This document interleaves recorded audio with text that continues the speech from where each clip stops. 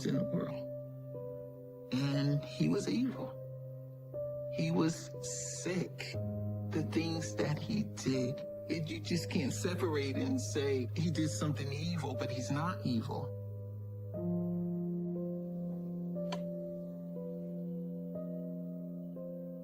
What Richard did to me will haunt me for the rest of my life.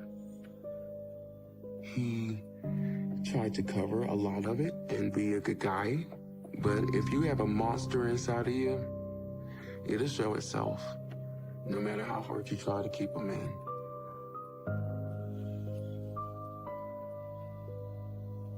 He had me pinned down, and in my struggle, I'm trying to move my body, I'm trying to breathe. And he says, you better not tell, because if you do, next time, I'm gonna let you die.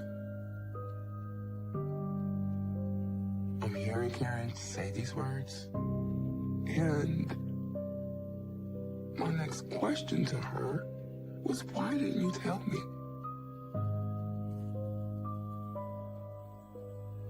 He was a demon that walked this earth. And this took me a long time to get hatred out of my heart. I don't even know what it is. I came into a family of 9 children. I'm the 10th. My father was military. He went to work one day, and he had a massive heart attack. And our whole life changed.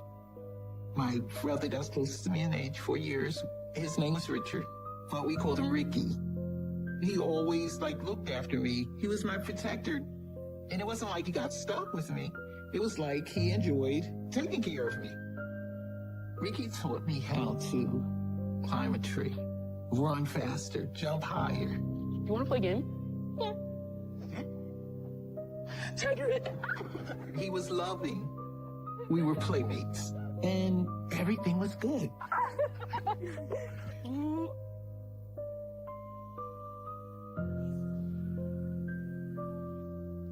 Ricky's personality at first was just quiet. And at some point, it changed. I was walking into the room one time, and Ricky was standing there with his fists clenched. He was just standing there doing his fists tighter and tighter and just, He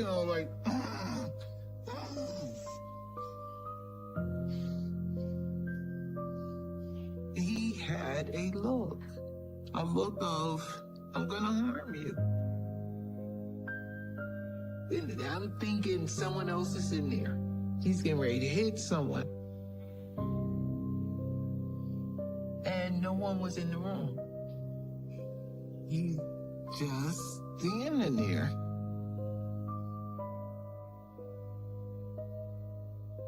I didn't understand. Even in hindsight, I still don't understand why anyone would just be standing there doing that. I don't understand why Ricky was doing that. I still don't understand. This is probably one of the pictures of the last of the good times. This is around the time that Ricky started becoming a little more controlling, a little more do it his way and don't go against what he says. He was still kind of happy. He was still kind of okay, but it was starting to change.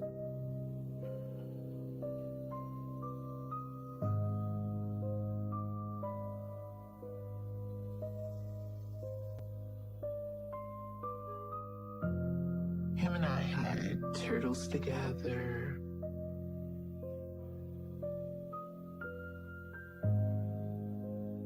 One day, I thought he was playing with the turtles. So I'm coming over to see our turtles, and they're all on their back. And he was just watching them. And I asked him, why are you doing that? Don't tell me what to do. They're my turtles. He had that look. I went into the other room where my mother was, where I felt safe. I didn't understand why he did the things he did. Then our turtles died. And we got new ones. And they were replaced again. And again. And I never asked any questions.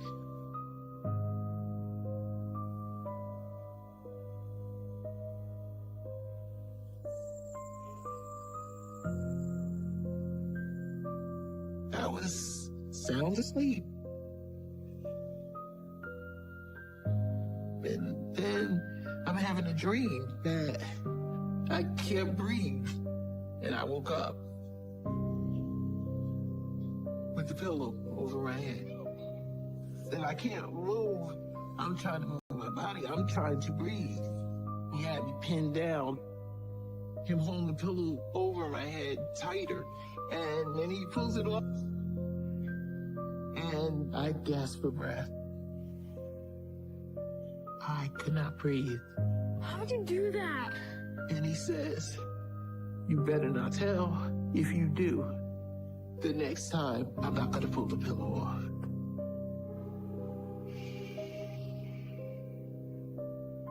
I couldn't scream out, because if I scream out, then that could be it. And then, when it's all over, that look that I saw when he was there in the room by himself, with that glare and that monster look, that hate.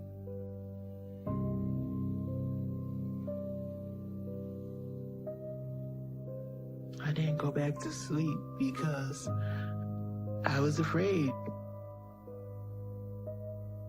I'm a little girl laying there wide awake.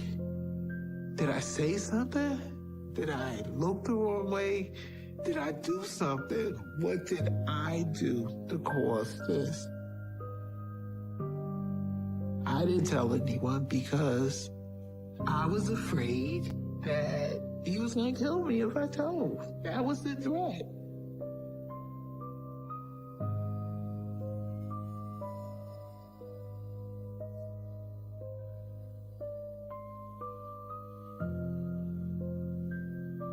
I knew it was nothing I could do. All I was doing was trying to protect my face.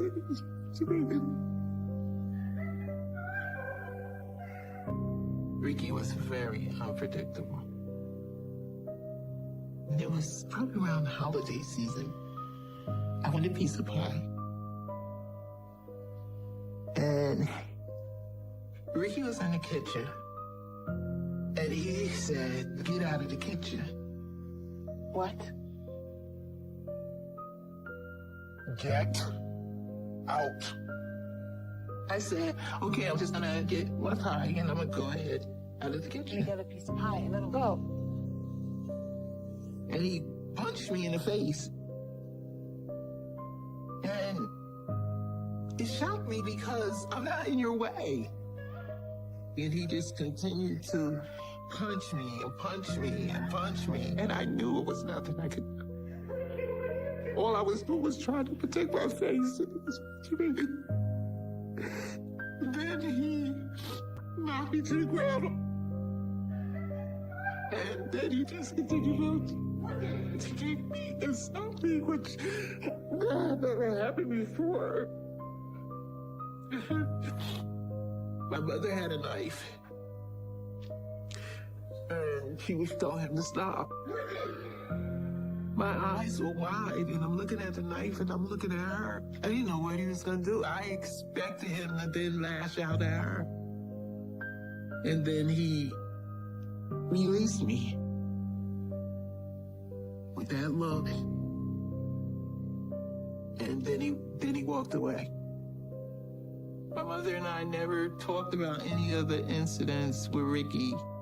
We grew up with what goes on in this house stays in this house.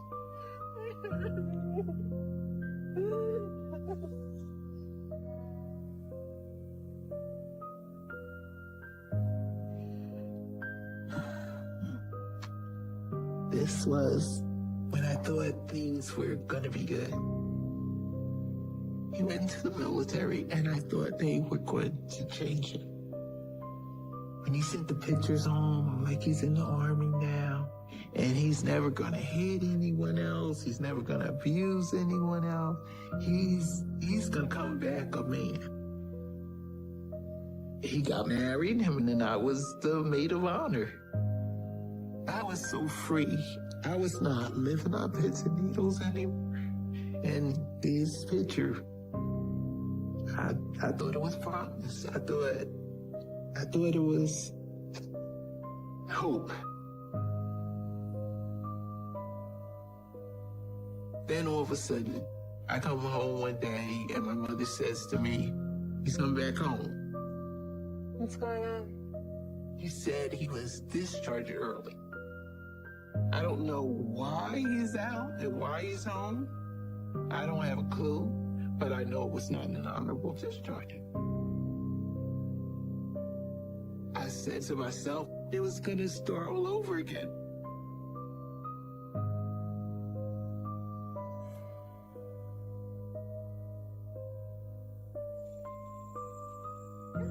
Him and his wife, they're separated.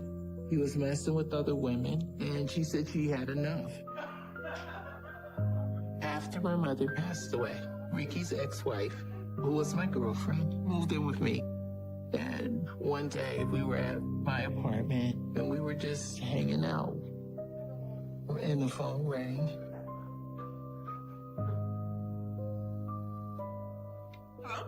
And it was Ricky.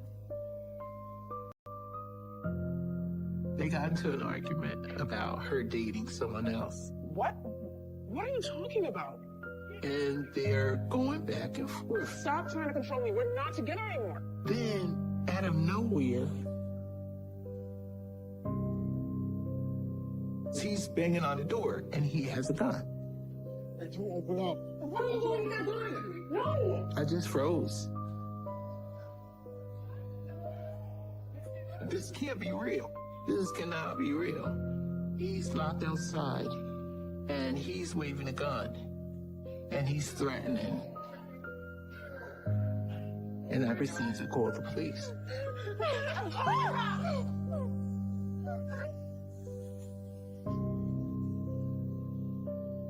He runs and he leaves and he goes back to his place.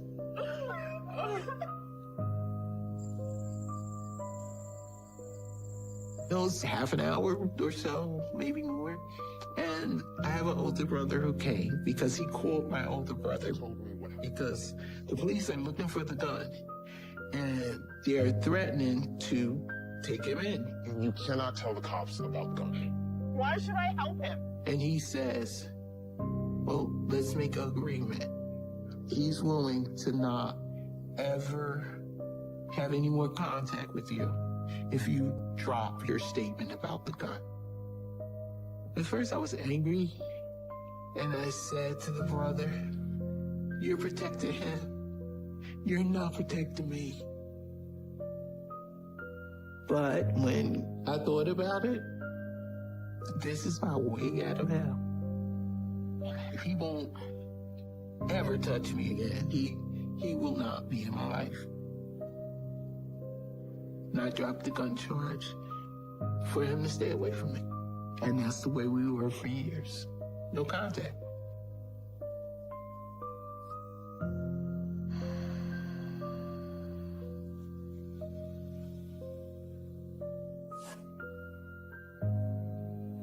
It was like the fuse that was getting closer to the dynamite stick. This man is going to kill me if I don't find a way to get out of this situation. When I first met Richard, I had recently separated from my husband. He was tall, dark, and handsome, and he had a strength about him. You sure you beat me? Yeah, I'll let you beat me. We loved jogging, and we loved riding our bikes together. Richard! Candace. I had Candace. I just wanted to be the best mom that I could. And he treated Candace as if she was his own child. He was a good father figure. He'd get down on the floor with the Lego blocks, or if your bike needed fixing, he'd do the dad thing and show you how to fix the chain. So those are the things I liked. We began a relationship and bought a home, and we just began a life from there.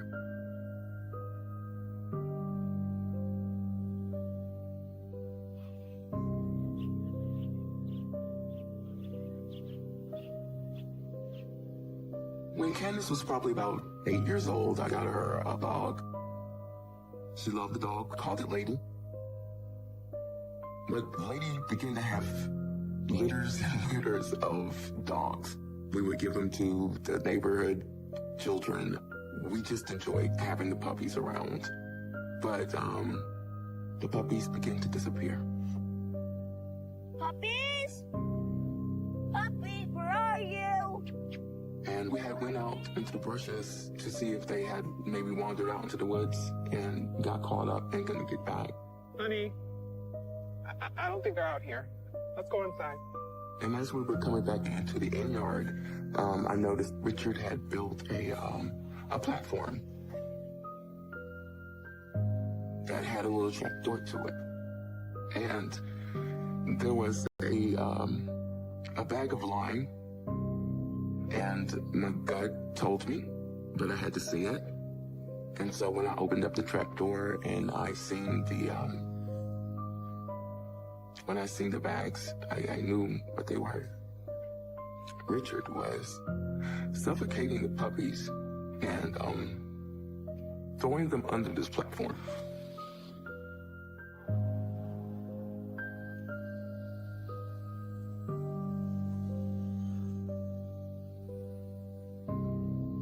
When he came home from work, I confronted him about it. I saw what you built. What was inside? The puppies. So? He told me that I wasn't getting rid of the puppies fast enough and that it was a nuisance. Can't feed all these dogs. I knew then something wasn't right. And so, as his wife, I'm trying to find out what is wrong. And I began to start to reach out to his siblings to try to find out what is going on with Richard. But he made it really, really hard for me to get in contact with them. He made sure that we didn't meet. If she asked me any questions at all, he knows I would have told the truth. I didn't know how their life was down there. I thought everything was good. I thought he was okay now.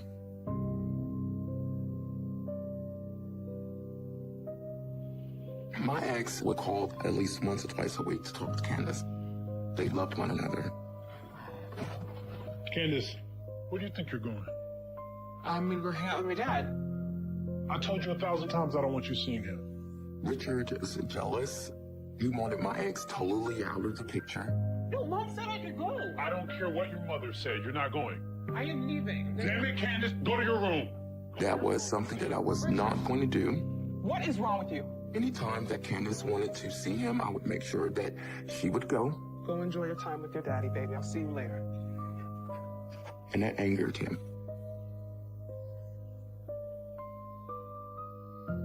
It's not up for discussion. Yes, it is. No, it's not. Yes, I do not want her seeing him. If there's something that he didn't like, he would strike me.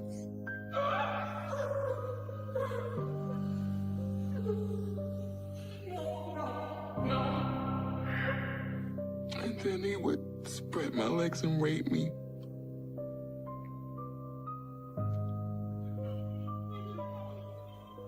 And the way that he would do that is that they would put the pillow over my face and tell me that he was my God and he could stop me from breathing.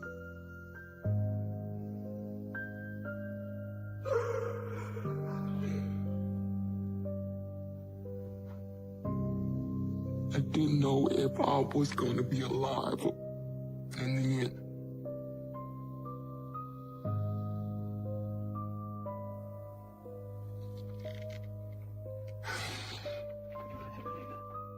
Please.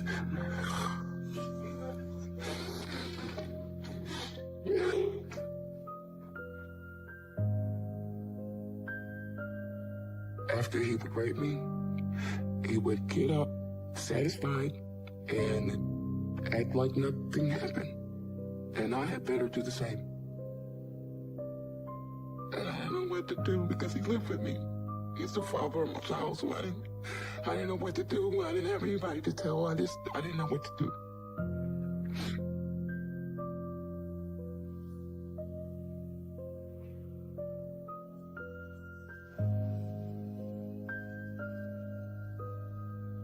He hit me in the head with a baseball bat. I said, it's over. I'm done.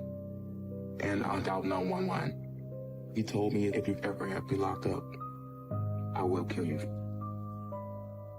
The police came and placed him in handcuffs. He tells me that he's gonna come back and that we're going to be together, period. So he's gonna give me a little time to get myself together, but he's coming back through that door. I'll see you soon, Bernard. I knew from that point that things were going to go to another level.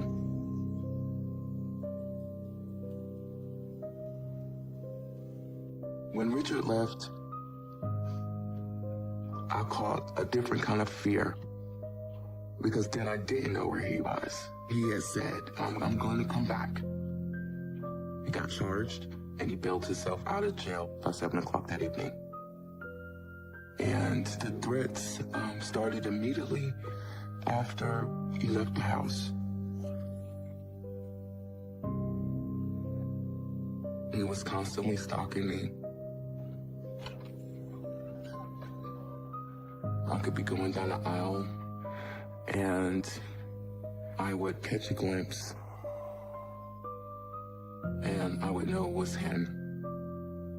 If I'm going down one aisle, he'll come down the aisle. And the one thing that he would do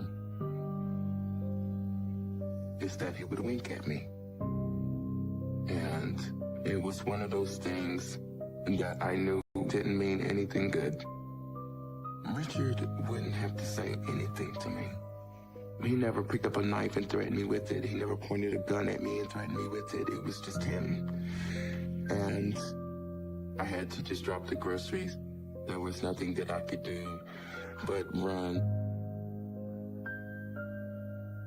I talked with the chief of police, and they would tell me as long as he was in a public place, there wasn't anything that they could do.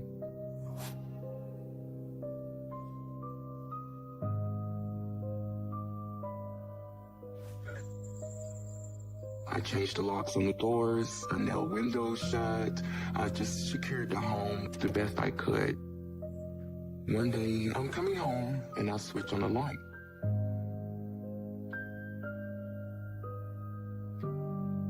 But no lights come on. I get a flashlight and I see some things have been moved. I notice that the fuse box door is already open. It's been tampered with. I was so scared I didn't know what to do. I called the police department and I let them know that I believe that Richard's broken into the house and I don't know if he's still here or not. Thank you, officer.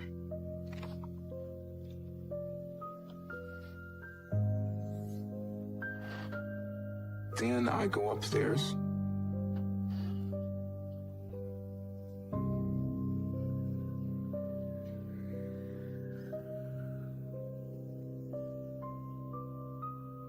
And on the side of that he sleeps on is the note.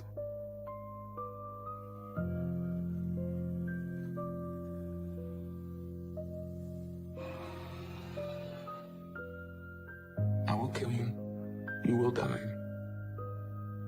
He's letting me know I can still get in this house. And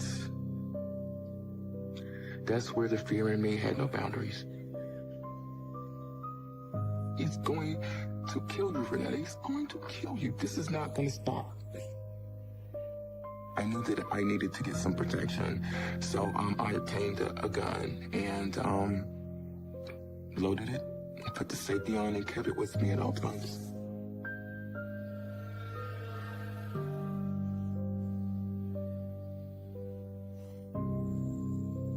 I'm in the house, and I happen to look out the window, I see him across the street, and he's shoveling dirt. My first notion is, okay, maybe he's doing some work for the church that's there. He sees me look out the window. Shortly thereafter, he calls me.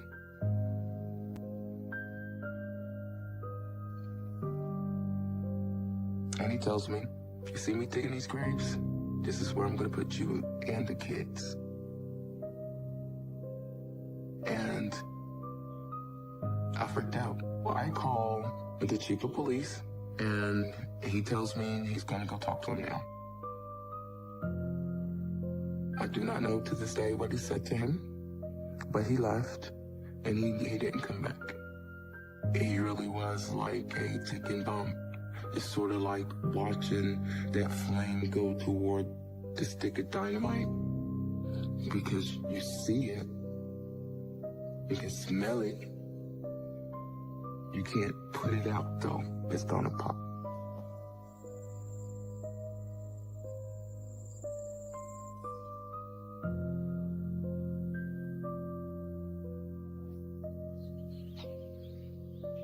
I pulled into the driveway, and I looked at the house, and I seen that the door was ajar. Candace? I changed the locks, so that means Candace had to open the door, and I don't see Candace. Daddy? I meet Richard. He steps out with a knife. Candace! He told me, I have killed Candace, and I'm going to kill you. And he began to stab me. He cuts me on my throat and just keeps stabbing. I was fighting for my life.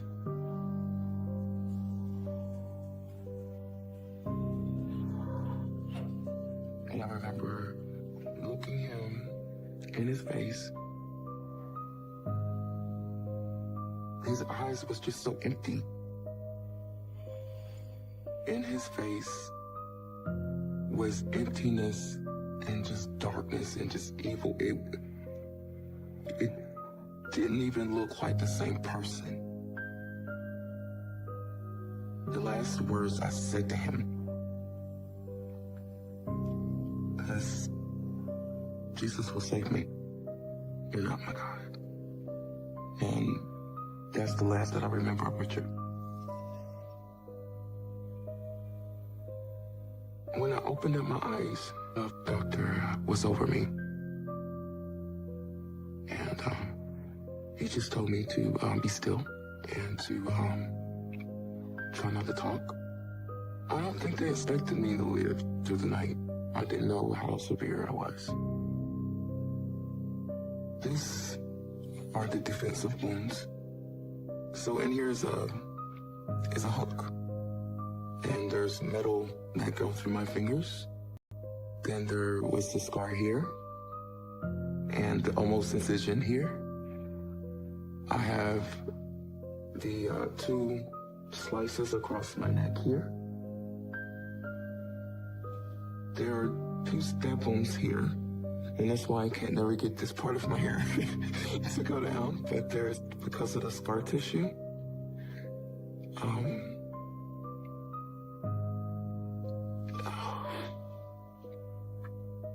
and of course I have body scars. But the biggest one is on my right here. And that's the biggest one.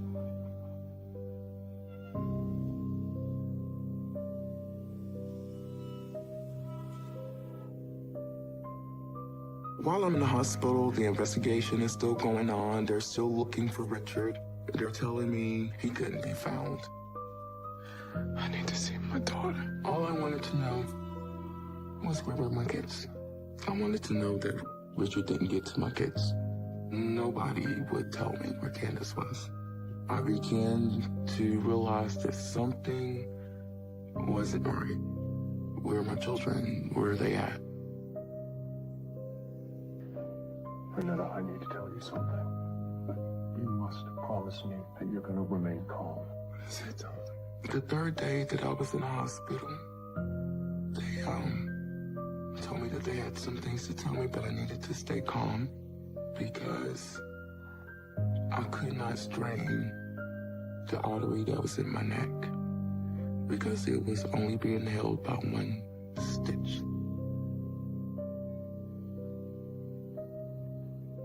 One doctor held my neck, and the other doctor told me that Candace had lost her life.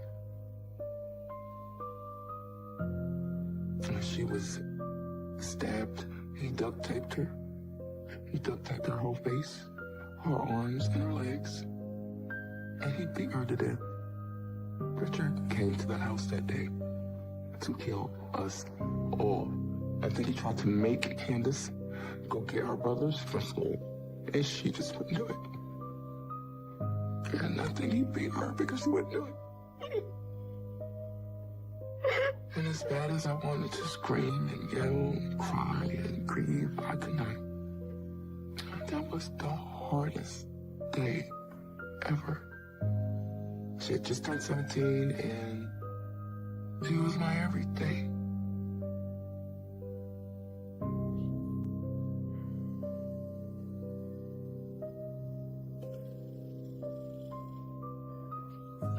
Well, my best friend called to let me know that Ricky had committed murder.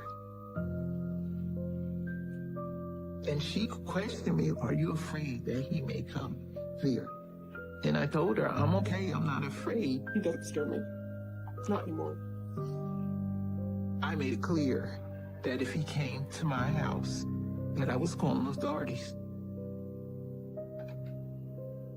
And I cautioned my children, do not open the door.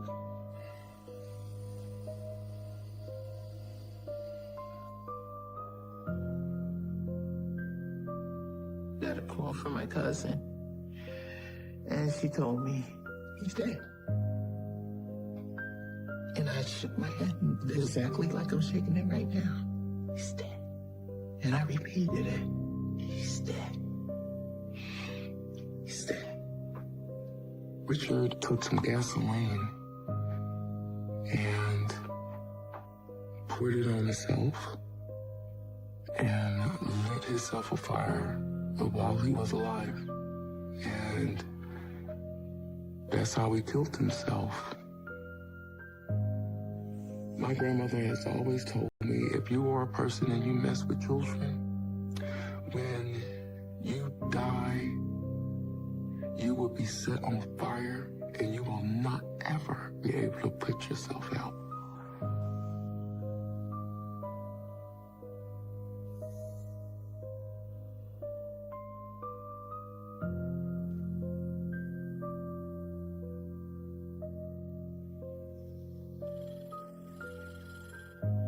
It was probably about 3 years after the tragedy happened. I got a phone call from Karen. There's something I have to tell you. I want her to know that I know you're telling the truth about a pillow on your face. You're not the first person. That I've lived through that. And you didn't... And you knew? At first, it angered me. I'll be honest with you, I was angry. I really was. I felt like you just pushed your brother off on me because nobody else wanted to deal with him. And my next question to her was, why didn't you tell me? Why didn't anybody tell me?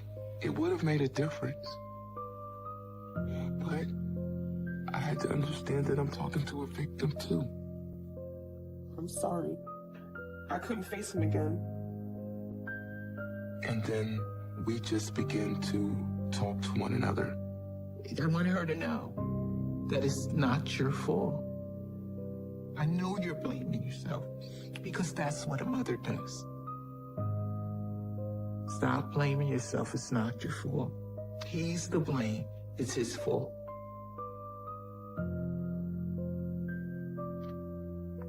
I am so grateful that she made that phone call. It gave me the strength to begin to talk about it. And the more that I talked about it, the better my recovery went. It just lifted a great big burden off of me.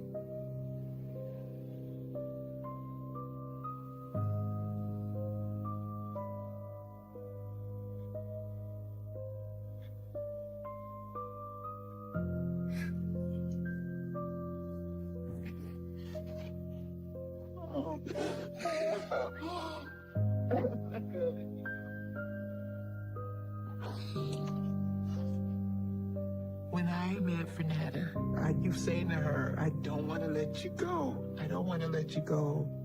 It changed my life so much. This opportunity to see each other, it meant a lot to me. You changed my life because you made that phone call. It changed my outlook so much. And I'm so glad that you did that. Oh, that's your strength. That's your strength. That's your strength. I didn't give it to you. It was in you. It was in you. He didn't break you. Break you either. I love Fernanda. She has a very strong will to survive for her sons. And for Candace's memory. When I look in the mirror and I see this scar across my throat, I say to myself, he tried to silence you. You're not silenced. He tried to kill you. You are not dead. You have a purpose. There's nothing that I can do to bring her back. But what I can do is continue to tell her story. So that maybe one day, nobody else has to die in that fashion. Nobody.